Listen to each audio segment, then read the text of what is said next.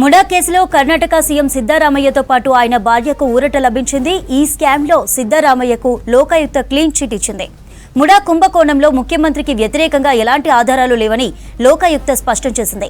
Mysore urban development authority MUDA భూ కేటాయింపుల్లో scam జరిగింది. ఈ స్కామ్లో ముఖ్యమంత్రి సిద్ధరామయ్య ప్రమేయం ఉన్నట్టు గతంలో ఆరోపణలు వచ్చాయి. ఇదే అంశంపై మరిన్ని డీటెయిల్స్ మదర్ అందిస్తారు. మదర్, సిద్ధరామయ్యకు లోకాయుక్త క్లీన్ చిట్ ఇచ్చినట్టుగా తెలుస్తోంది, మరి అప్డేట్స్ ఏంటి? పెద్ద ఊరట ఇది కర్ణాటక ముఖ్యమంత్రి సిద్ధరామయ్యకు. సిద్ధరామయ్యతో పాటు ఆయన సతీమణి పార్వతి, అలాగే ఆయన భావమర్ది మల్లికార్జున స్వామితో పాటు భూ యజమానికి సంబంధించి దేవరాజు, ఈ నలుగురు కూడా ఆరోపణలు ఎదుర్కొంటున్నారు. ముడా సంబంధించి మైసూర్ అర్బన్ డెవలప్మెంట్ అథారిటీకి సంబంధించి భూముల కేటాయిస్తే దాన్ని డెవలప్మెంట్ చేసిన తర్వాత ఫ్లాట్లను వీరి పేరు మీద, అది సిద్ధరామయ్య అధికారాన్ని అడ్డం పెట్టుకొని ఆయన భార్య పేరు మీద, ఆయన కుటుంబ సభ్యుల పేరు మీద ఫ్లాట్లను రిజిస్టర్ చేశారనేది ప్రధానంగా వచ్చినటువంటి ఆరోపణ. దాంట్లో 14 సైట్స్ని వీళ్ళ కేటాయింపులు చేశారు. అది కూడా అర్హత లేనటువంటి వాటిని వారికి కేటాయించారనేది ప్రధానంగా వచ్చినటువంటి ఆరోపణ.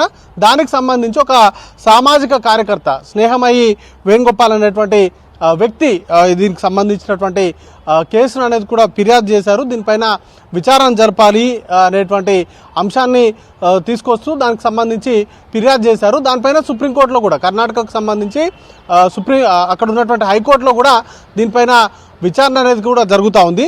దానికి సంబంధించినటువంటి అంశంలోనే లోకాయుక్త ఈ ఎంటైర్ వ్యవహారాన్ని విచారించింది. దానికి సంబంధించి ఫిర్యాదుదారుడు ఎవరైతే ఉన్నారో ఆయనకు దానికి సంబంధించినటువంటి స్టేటస్ను రిపోర్ట్ చేస్తూ ఈ కేసులో ఏవైతే ఆరోపణలు ఉన్నాయో ఆ ఆరోపణలకు సంబంధించి సిద్ధరామయ్య, ఆయన భార్య పార్వతి, అలాగే ఆయన భావమర్ది మల్లికార్జున స్వామి, భూ యజమానికి సంబంధించి దేవరాజు, ఈ నలుగురికి సంబంధించి అంటే A1 నుంచి A4 వరకు ఉన్నటువంటి వారిపైన వారికి వ్యతిరేకంగా ఎలాంటి సాక్ష్యాధారాలు లేవు అంటూ కూడా క్లీన్ చిట్ ఇచ్చింది. దీంతో హైకోర్టుకు సంబంధించినటువంటి విచారణ, ఎందుకంటే ఒక పూర్తి స్థాయిలో లోకాయుక్త ఇచ్చినటువంటి రిపోర్ట్ బేస్ చేసుకొని దాంట్లో వాదనలు అనేది కూడా జరిగేటువంటి అవకాశం ఉంటుంది.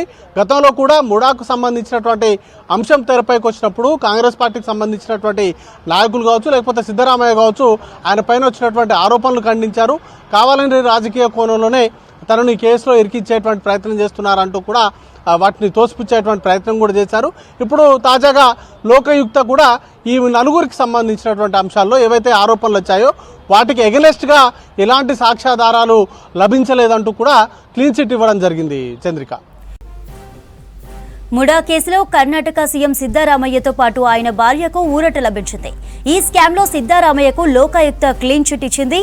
ముడా కుంభకోణంలో ముఖ్యమంత్రికి వ్యతిరేకంగా ఎలాంటి ఆధారాలు లేవని లోకాయుక్త స్పష్టం చేసింది.